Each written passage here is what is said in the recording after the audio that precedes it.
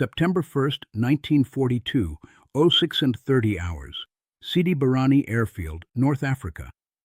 Hauptmann Hans-Joachim Marseille walked toward his Messerschmitt Bf 109 in the pre-dawn darkness, the distinctive yellow 14 painted on its fuselage barely visible in the Egyptian desert twilight.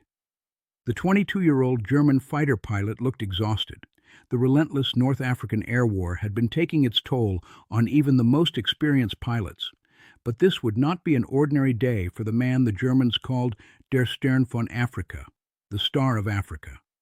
By sunset, Marseille would have rewritten the record books and achieved something no fighter pilot had ever done before or since: shooting down 17 enemy aircraft in a single day across 3 separate combat sorties. What happened in the skies over Egypt on September 1st, 1942, would earn Marseille Germany's highest combat decoration and cement his place as the most lethal Western Front fighter ace in aviation history. But it would also mark the beginning of the end for a brilliant pilot whose incredible skills had made him a legend on both sides of the battle lines. In just 29 days, the Star of Africa would be dead, killed not by enemy fire, but by the mechanical failure of the very machine that had made him famous. Hans-Joachim Marseille was born on December 13, 1919, in Berlin-Charlottenburg, to a family of French Huguenot ancestry.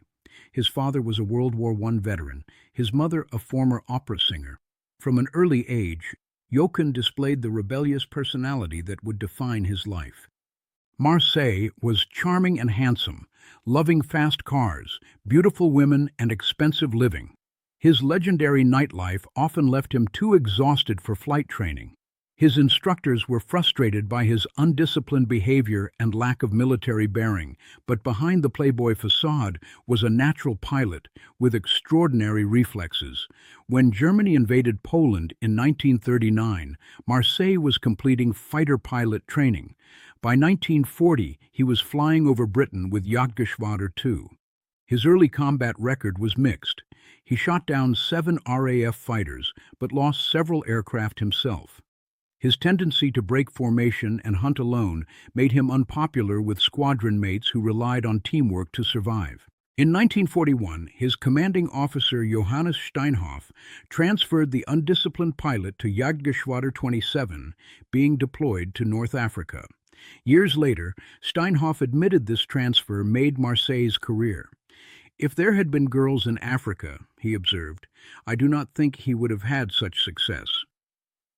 North Africa proved to be the perfect environment for Marseille's unique talents.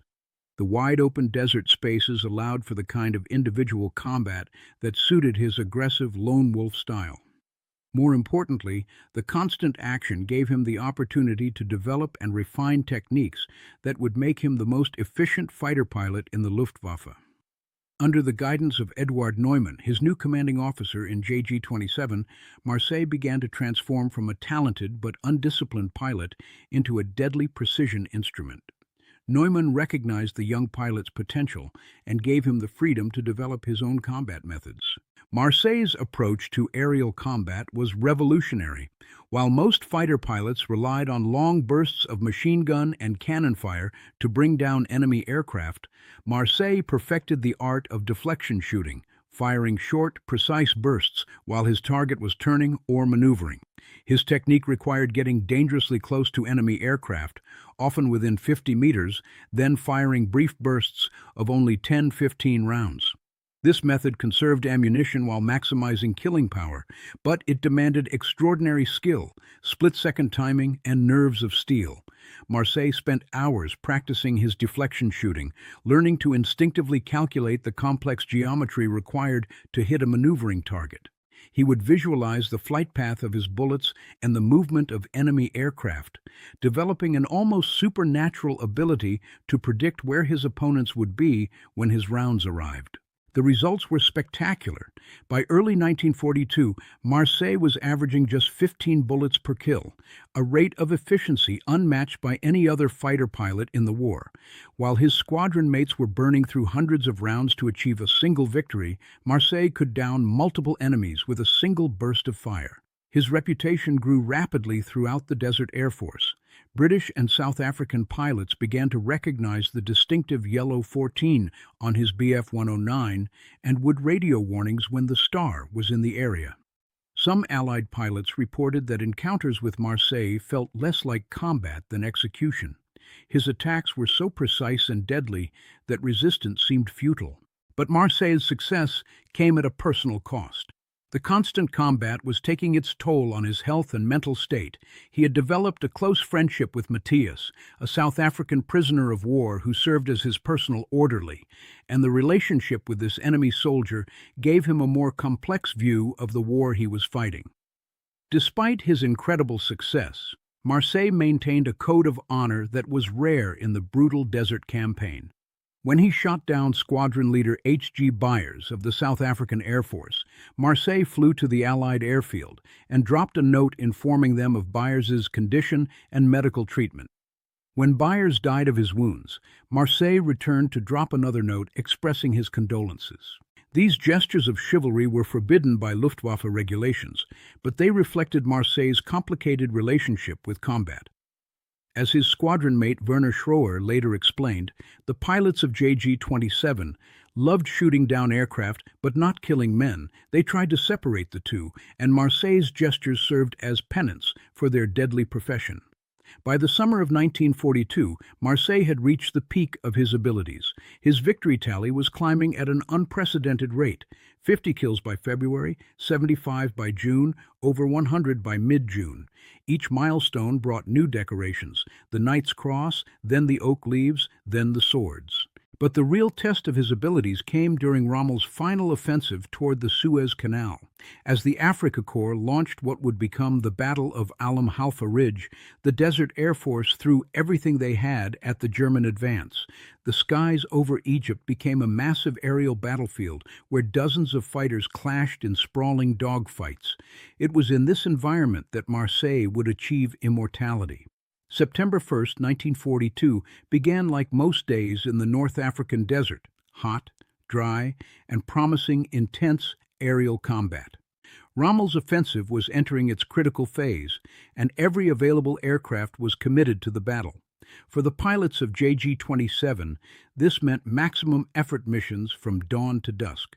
Marseille's first sortie took off at 0630 hours with orders to intercept British fighters over the El Taqwa area. His opponents were Hurricane Mikadi Seconds from 1 Squadron CAF and 238 Squadron RAF, along with Spitfire Minkavisas from 92 Squadron RAF.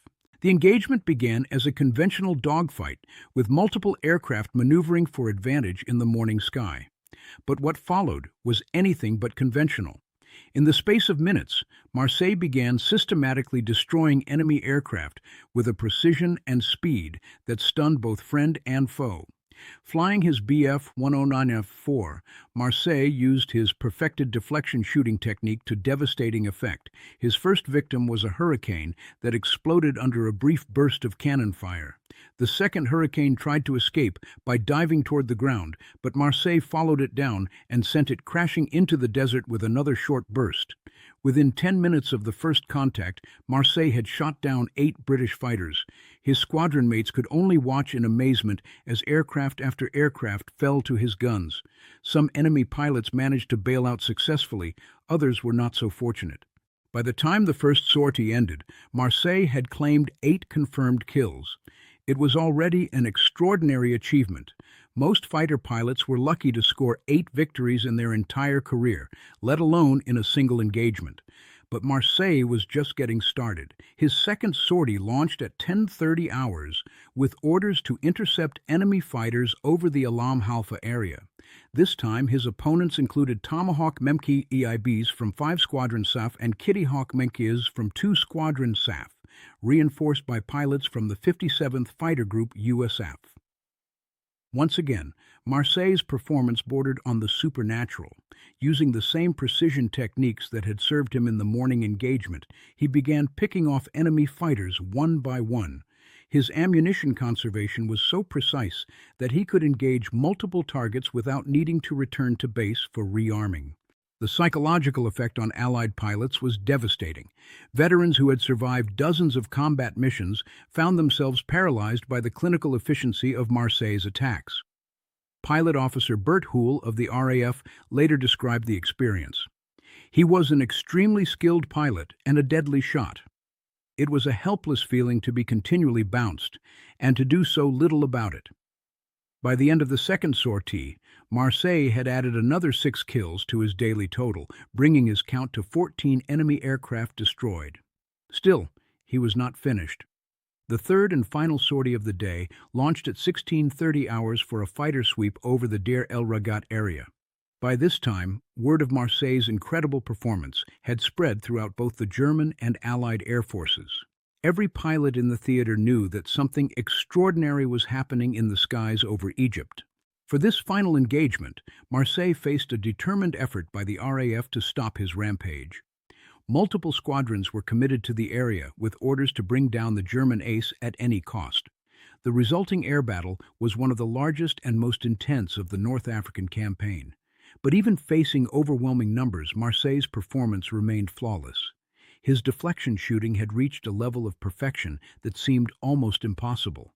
Enemy aircraft would be flying normally one moment, then exploding or diving out of control the next, often before their pilots even realized they were under attack. By the time Marseille returned to base as the sun set over the Egyptian desert, he had achieved something no fighter pilot had ever accomplished: 17 confirmed aerial victories in a single day. The reaction at Sidi Barrani was electric. Ground crews and fellow pilots mobbed Marseille as he climbed out of his cockpit, exhausted but elated. The kill marks painted on his aircraft's rudder told an incredible story: 17 small crosses representing 17 enemy aircraft destroyed in less than 12 hours of combat. But Marseille himself was strangely subdued. The adrenaline rush of combat had given way to exhaustion and reflection. He spent the evening quietly, barely participating in the celebrations that went on around him. Those who knew him well could see that the incredible performance had taken a toll on the young pilot. Word of Marseille's achievement spread rapidly up the German chain of command. Telephone calls poured in from high-ranking officers, including Erwin Rommel himself.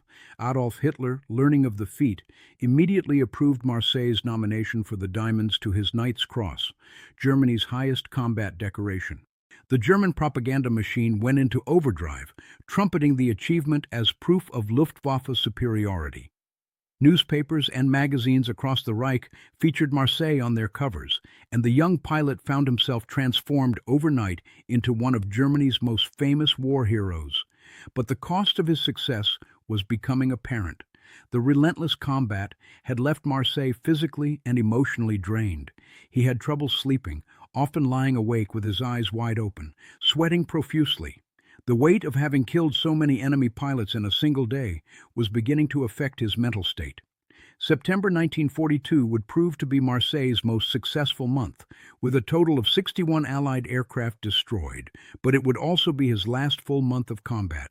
The incredible pace of his success was unsustainable, and those around him could see that the Star of Africa was burning out. On September 30th, 1942, exactly 29 days after his record-setting performance, Marseille took off on what would be his final mission. Flying a new Bf-109G2, he was leading an escort mission for Stuka dive bombers when his cockpit began filling with black smoke. Blinded and choking, Marseille managed to fly back over German lines before attempting to bail out. But as he struggled to escape from the smoke-filled cockpit, his body struck the aircraft's vertical stabilizer. The impact either killed him instantly or knocked him unconscious, preventing him from opening his parachute. Hans-Joachim Marseille, the Star of Africa, fell to his death in the Egyptian desert at the age of 22. His final victory total stood at 158 aircraft destroyed, more Western Allied aircraft than any other pilot in history. The death of Marseille marked a turning point in the North African Air War. His unique combination of skill and tactical innovation could not be replaced. Without him, JG-27 struggled to maintain effectiveness. Marseille's legacy extended beyond statistics.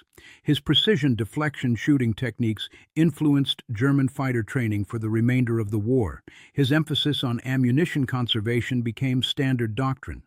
Most importantly, Marseille proved individual excellence could still matter in industrial warfare. His 17 victories on September 1, 1942, represented the peak of what a single fighter pilot could achieve. Controversy surrounded some victory claims for decades. British historians initially refused to acknowledge losses on September 1, 1942, suggesting propaganda exaggeration. However, detailed research confirmed Allied losses were substantial, at least 20 aircraft destroyed in Marseille's operational area. Modern analysis largely vindicated his claims. Hans-Joachim Marseille remains aviation history's most controversial and fascinating figure. His 158 victories against Western Allied aircraft has never been equaled. Beyond statistics, Marseille represents something unique, a pilot who combined natural talent with relentless practice to achieve seemingly superhuman precision. His ability to destroy aircraft with minimal ammunition remains unmatched. The tragedy lies not just in his early death, but in what his achievements represented. He fought for a regime whose goals contradicted the chivalrous conduct he often displayed. Hans-Joachim Marseille's 17 victories on September 1, 1942, stand as testament to individual excellence amid industrial-scale destruction. On one perfect day in the Egyptian desert, a 22-year-old German pilot reached the absolute peak of fighter performance and created an unbreakable record.